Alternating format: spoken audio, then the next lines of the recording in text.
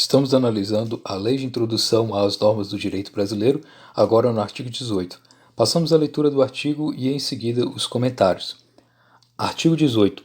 Tratando-se de brasileiros, são competentes as autoridades consulares brasileiras para lhes celebrar o casamento e os mais atos de registro civil e de tabelionato, inclusive o registro de nascimento e de óbito dos filhos de brasileiro ou brasileira nascido no país da sede do consulado.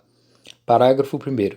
As autoridades consulares brasileiras também poderão celebrar a separação consensual e o divórcio consensual de brasileiros, não havendo filhos menores ou incapazes do casal e observados os requisitos legais quanto aos prazos, devendo constar da respectiva escritura pública as disposições relativas à descrição e à partilha dos bens comuns e à pensão alimentícia e ainda ao acordo quanto à retomada pelo cônjuge de seu nome de solteiro ou a manutenção do nome adotado quando se deu o casamento. Parágrafo 2º. É indispensável a assistência de advogado devidamente constituído, que se dará mediante a subscrição de petição, juntamente com ambas as partes, ou com apenas uma delas, caso a outra constitua advogado próprio, não se fazendo necessário que a assinatura do advogado conste da escritura pública. Então aqui o artigo 18 vai tratar sobre os brasileiros que estão no estrangeiro e quanto à autoridade brasileira no estrangeiro em relação a esses brasileiros, né? Então, tratando-se de brasileiros, né, aqueles que são considerados brasileiros, os órgãos consulares são competentes para celebrar o casamento deles. Então, se dois brasileiros ou um brasileiro e um estrangeiro desejarem se casar, eles podem ir até o consulado e ir lá realizar o casamento ou atos de registro civil, né, e de tabelionato.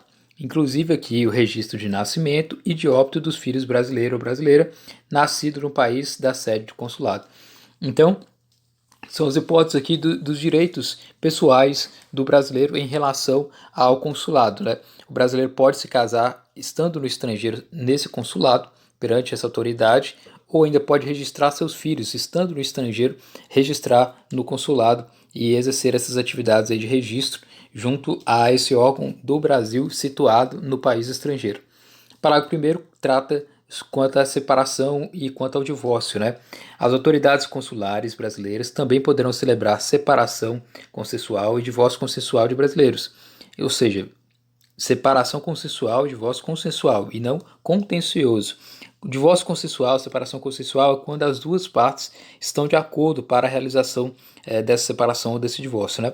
Quando não haver filhos menores ou incapazes do casal e observados os requisitos legais quanto aos prazos, devendo constar da respectiva escritura as disposições relativas à descrição e à partilha de bens comuns e à pensão alimentícia, e ainda ao acordo quanto à retomada pelo cônjuge de seu nome de solteiro e a manutenção do nome adotado quando se deu o casamento. Ou seja, nesses documentos devem ser observados os requisitos, os prazos, deve se observar aí tudo o que estiver descrito quanto à partilha de bens, né, do casal, se tiver pensão alimentícia, acordo quanto à retomada do nome, né, o nome de solteiro do cônjuge ou manutenção desse. Tudo isso é perante a autoridade consular brasileira, né, quanto aos brasileiros que estiverem no estrangeiro e estiverem presente essa autoridade, que pode celebrar tanto o casamento quanto o divórcio ou os registros dos filhos, né? Parágrafo 2º diz: é indispensável a assistência do advogado, ou seja, é necessário a assistência do advogado, né, devidamente constituído, que se dará mediante subscrição de petição, né, juntamente com ambas as partes ou com apenas uma delas, caso a outra constitua advogado próprio, não se fazendo necessário que a assinatura do advogado conste da escritura pública. Então, o advogado ele tem que estar presente diante dessas relações aí do brasileiro em relação ao consulado. Se a pessoa vai se divorciar, ela precisa de um advogado para que oriente quanto a esses aspectos, né? Pode ser um advogado que represente ambas as partes, ou seja, tanto o marido quanto a esposa, né? Ou com apenas uma delas, né? Se a outra parte tiver um advogado próprio, né? Então não se faz necessário a assinatura do advogado na escritura pública, simplesmente vai constar lá os termos descritos pela autoridade competente, né?